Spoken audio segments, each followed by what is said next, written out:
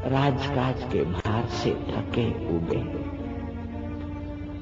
जंगल की तरफ चल दिए।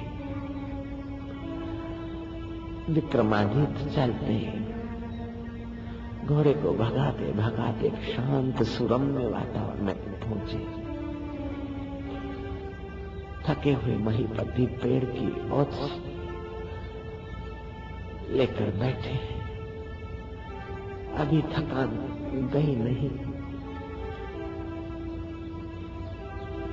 बहुत परिश्रम, बहुत चिंतन, बाह्य चिंतन से मन क्षुब्ध, थोड़ा सा झोंका आया न होया। शांति का अभ्यास करने वाले, ध्यान का अभ्यास करने वाले विक्रमादित्य को गैबी आवाज सुनाई पड़ा।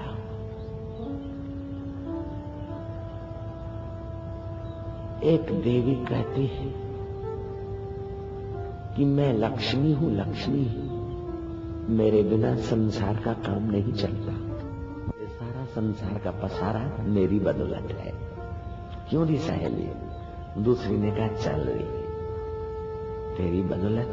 नहीं नहीं, लक्ष्मी कितनी भी हो, धन कितना भी हो, लेकिन विद्या नहीं है तो धन क्या संभालेगा? काक उसी धन से वो कुकर्म करेगा और नरकों में जाएगा, और धन के कारण तो शत्रु बन जाएंगे उनके। और बहुत सारे लोग ताकते रहेंगे कि कैसे इसको मार गिराए या धोखा दे और धन छीन ले। धन मिलने से ही जगत का व्यवहार नहीं चलता है। लक्ष्मी तुम गलती में हो बहन। सरस्वती की उपासना चाहिए, ज्ञान की उपासना चाहिए। विद्वान होगा, पढ़ा लिखा होगा तो कहीं भी जाएगा, धन उपार्जन कर लेगा और लोग उसे धोखा नहीं दे सकेंगे। और विद्वान होगा तो इहलोक और परलोक की विद्या पाकर इहलोक और परलोक के भोग भोगने में सफल हो जाएगा। इसलिए लक्ष्मी तुम्हारी महत्ता से सरस्वती की महत्ता ज्यादा है।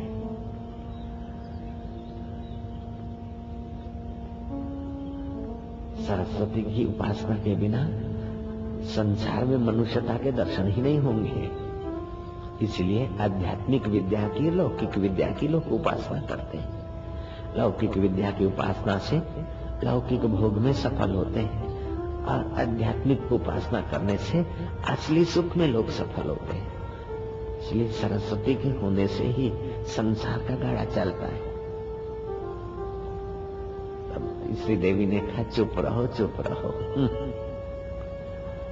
कितने बड़े भारी विद्वान हो जाए, लेकिन शक्ति नहीं तो क्या? कोई शक्तिशाली पुरुष सेठ का भी गला दबोच लेगा और विद्वान का भी मुंह चुप करा देगा डंडे के बल से। संसार में तो शक्ति की उपासना होनी चाहिए। हाँ, बिना शक्ति के सेठ का धन और वैभव कब तक टिकेगा?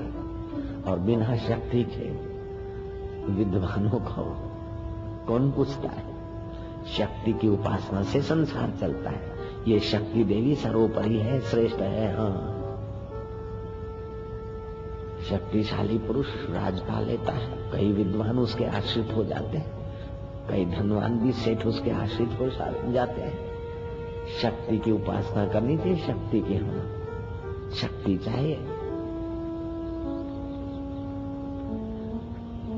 अब लक्ष्मी बढ़ी कि शक्ति बढ़ी कि विद्या बढ़ी? आपस में एक प्रश्नोत्तर का मधुर कलह पैदा हो गया। राजा विक्रमादित्य सुन रहे हैं। इतने में ये आवाज आए कि चलो आपस में क्यों खींचातानी करें। सुना है कि धरती पर राजा विक्रमादित्य पूर्ण न्याय की वाणी बोलते हैं।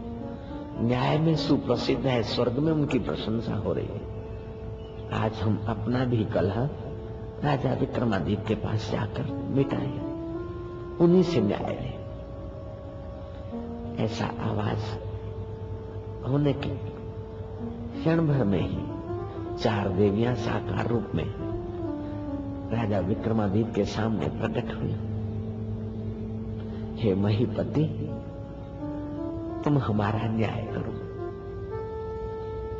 लक्ष्मी बढ़ी कि सरस्वती बढ़ी, धन की उपासना बढ़ी कि विद्या की उपासना बढ़ी या शक्ति की उपासना बढ़ी? सबसे ज्यादा आवश्यक क्या है जन्म? विक्रमादित्य।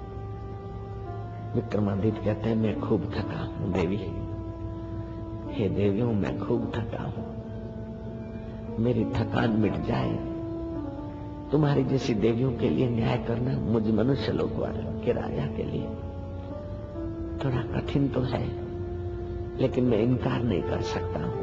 आप आए हैं तो मैं जरूर सेवा का अवसर लूंगा, लेकिन आप कुछ करिए कि मेरी थकान मिट जाए, मैं स्वस्थ हो जाऊंगा, तो फिर मैं ठीक से न्याय भी कर पाऊंगा।